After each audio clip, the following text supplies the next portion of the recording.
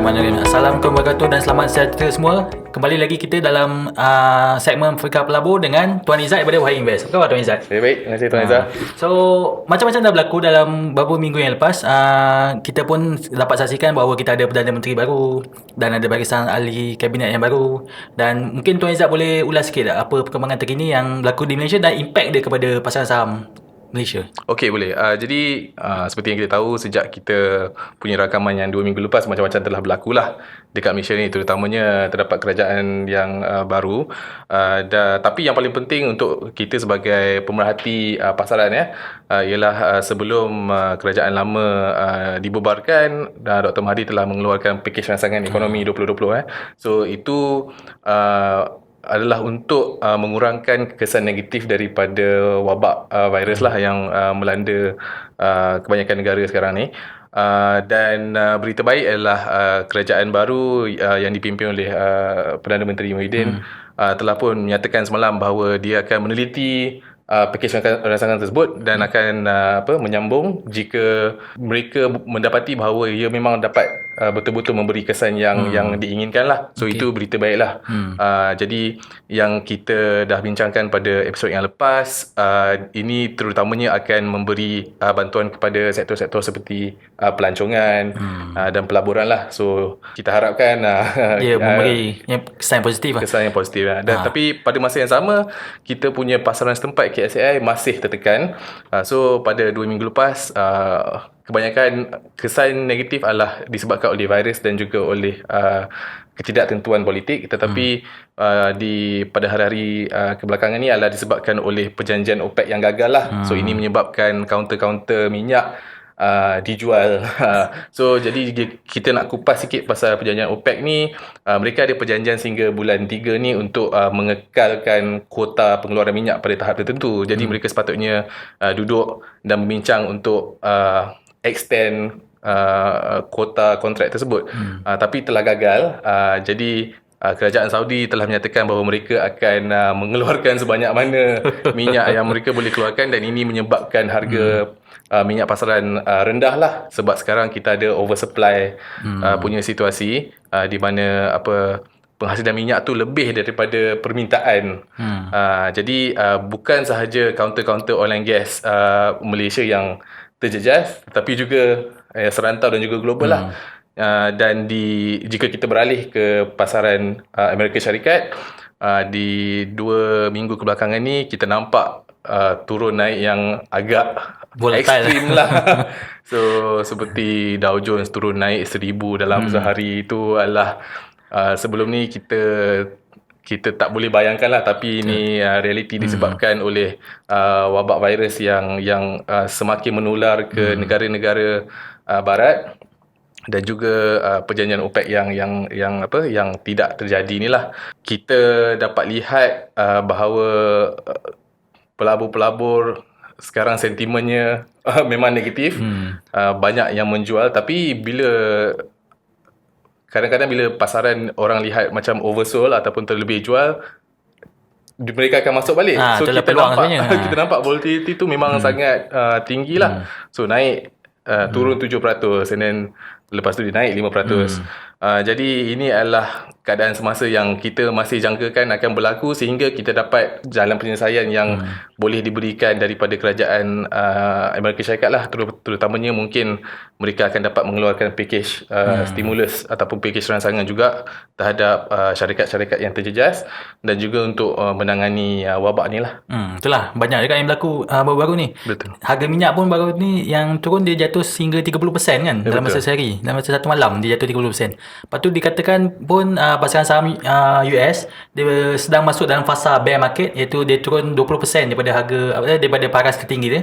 So kita jangkakan benda ni akan menyumbang lah kepada ketidaktentuan ekonomi ni. Dan seperti mana yang kita tahu, Presiden Trump pun dia akan re-election hujung tahun ni. So mungkin dia akan suggest atau dia akan kemukakan pakej rancangan juga lah untuk membantu ekonomi dunia. So Tuan Izzat, ada apa lagi nak tambah berkenaan dengan Okey, jadi bila kita lihat pergerakan aset-aset kelas tertentu seperti pasaran equity memang yang paling terjejas lah, sebab ini adalah aset yang paling berisiko, sebab bisnes-bisnes, syarikat-syarikat memang akan terganggu daripada pengurangan permintaan yang disebabkan oleh wabak yang menyebabkan sektor-sektor tertentu tidak dapat aktiviti yang sebanyak mana yang expected sebelum ni. Dan ada juga aset-aset kelas yang menjadi safe haven ataupun menjadi tempat perlindungan lah untuk pelabur-pelabur, terutamanya pada tahun ni kita dapat lihat aset seperti komoditi emas, dan juga pasaran sukuk masih meningkat, terutamanya sebab kadar faedah pun dah turun. Jadi selalunya bila kadar faedah turun, permintaan bond dan permintaan sukuk meningkat lah. Jadi disebabkan Wahid, portfolio-portfolio yang ada dalam Wahid adalah portfolio yang terpelbagai ataupun diversified portfolio. Kalau kita bandingkan performance pada tahun ini dan sejak kita dilancarkan pada tahun lepas berbanding dengan aset-aset kelas seperti pasaran equity, memang kita nampaklah kita terlindung. Sebab dalam kita punya komposisi portfolio, kita bukan saja ada pasaran equity Malaysia dan juga Amerika Syarikat, tapi kita juga ada sedikit exposure kepada gold, emas dan juga sukuk. Sebagai contohlah, pada tahun ini daripada awal tahun sampai sekarang, KLCI ataupun pasaran komposit Kuala Lumpur telah turun sebanyak 9%. Tetapi kita punya portfolio sejak awal tahun ni sampai semalam, yang paling konservatif pun telah naik sebanyak 3%, sebab kebanyakannya dalam pasaran sukuk. Dan sederhana agresif telah naik sebanyak 6%, dan yang paling agresif naik sebanyak 6.8%. So yang ingin disampaikan di sini adalah apabila kita melabur, sebaik-baiknya kita melabur secara diversified lah. Dan kita kekalkan pelaburan sebagai sesuatu yang untuk jangka masa panjang. So kebanyakan pelabur di pasaran equity yang menjual aset-aset mereka adalah kebanyakannya mengambil pandangan daripada jangka masa yang pendek lah, sebab kebanyakan mereka ada mandat-mandat tertentu yang mereka kena menjaga pelaburan pelanggan-pelanggan mereka. Jadi mereka jual untuk meningkatkan cash.